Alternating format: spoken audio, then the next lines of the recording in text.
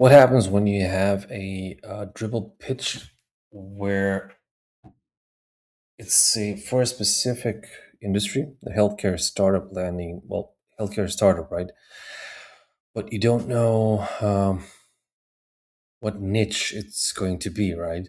And even more importantly, there is no mention of like the brand. There is no mention of anything in specific besides the page to convey trust, innovation, using a clean layout, muted color palette, clear typography. Okay. So you see the problem. This is a problem, but it's also an opportunity, right? Because I don't think they know. They don't have an idea of what they want. They just know that they need to build a website, and of course, it's going to convey trust and innovation. I mean, it's that specific industry, right? So, what would you do? How would you go about this? The way that you can't know what their company is all about, right? But you can show them how you're thinking about creating a brand within their industry because you have this experience, right? So why not just create a conceptually fake brand and show how their specific part of their website, not the whole thing, is going to look like based on you know based on a palette and design elements that are right now the best way to go about when creating healthcare startup landing pages, right?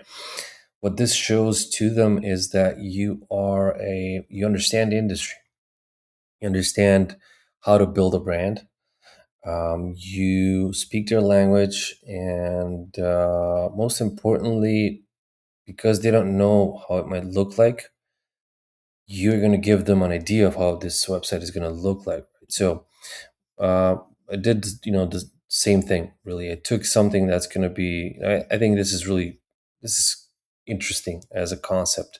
It's not your standard kind of headline in the middle, all aligned centrally, and all that stuff, right? But it's a bit different. So the easiest way to go about is just really, tell them like, this is the for the visual direction, I suggest building around a clean split layout concept similar to the reference style. Now, the reference style is what you'll be creating, right? So, oh, wait. Interesting. Or even this one. Well, not this one. This has the thing. Let's go with this one. Sure.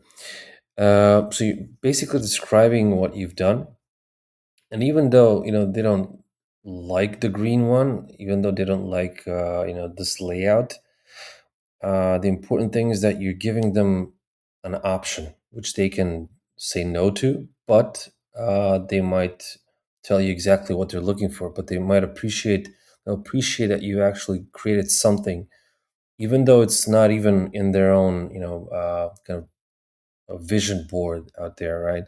But at the same time, I think it's important to give them this visual representation of what you think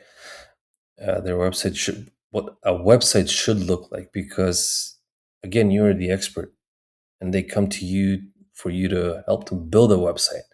So your opinion really matters, and most often, especially when it comes to budgets like these, they want to hire somebody who's going to be okay. So I'm going to take you by your hand, and I'm going to show you what a great website looks like, and we'll implement your preferred colors.